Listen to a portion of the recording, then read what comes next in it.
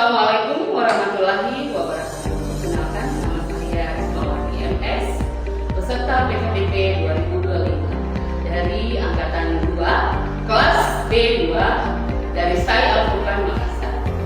Kali ini saya akan membahas mengenai metode perkembangan sosial emosional anak usia dini.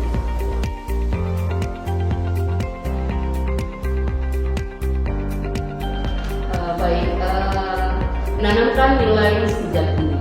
Ada beberapa hal yang perlu Anda ketahui. Ada kalimat semua bahwa sosial emosional anak perlu didukung dengan lingkungan sekitar di mana anak itu berada.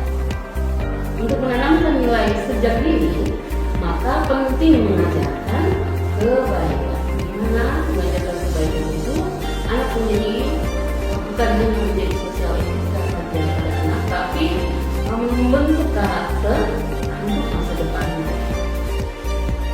Anak yang tumbuh dengan nilai kebaikan akan cenderung lebih percaya diri, empati, dan bertanggung jawab.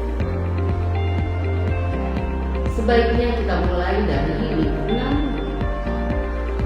Rumah adalah sekolah bagi anak.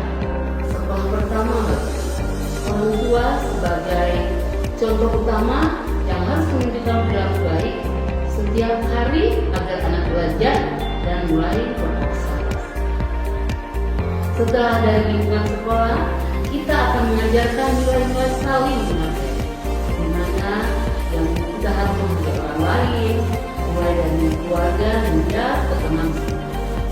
Anak yang menghargai perbedaan akan tumbuh menjadi pribadi yang lebih toleran.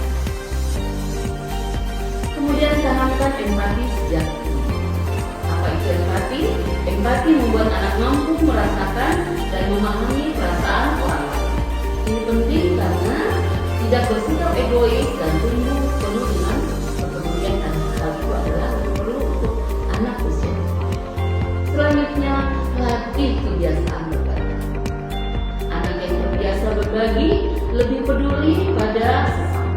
Ajarkan berbagi makanan dan mainan, waktu yang bersama anak, dan tumbuh rasa solidaritas sesama di antara mereka. Kemudian setelah itu berikan pujian dan penguatan positif, di mana apresiasi setiap tindakan yang baik pada anak akan merasa dihargai. Jadi semua tindakan yang dilakukan oleh anak perlu dihargai oleh orang tua, guru, teman, dan sekitar. Selanjutnya, bantu anak mengelola emosi. Ini penting karena anak pun memiliki emosi. Anak yang biasa mengelola emosinya dengan baik akan mampu bersikap positif dan berbagi hal situasi pun.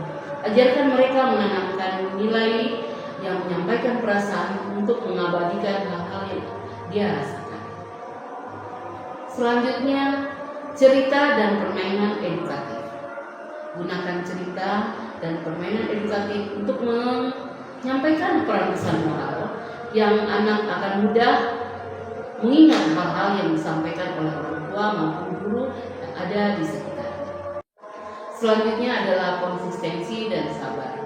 Proses membentuk anak menjadi pribadi yang lebih baik memerlukan waktu dan ketekunan. Selalu hal-hal yang penting adalah konsistensi dan kesabaran dari orang-orang yang ada di sekitarnya, termasuk orang-orang tua yang ada di sekitarnya. Bagaimana mereka akan sabar dengan konsistensi membimbing anaknya menjadi pengajaran yang sepanjang waktu dan tidak dilupakan oleh anak mereka. Baik, demikian adik-adik mahasiswa.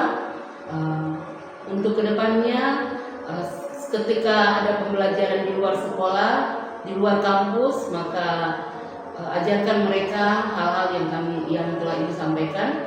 Semoga yang kalian temui di lapangan akan menjadi harapan bagi untuk kalian semua. Demikian pemaparan dari saya.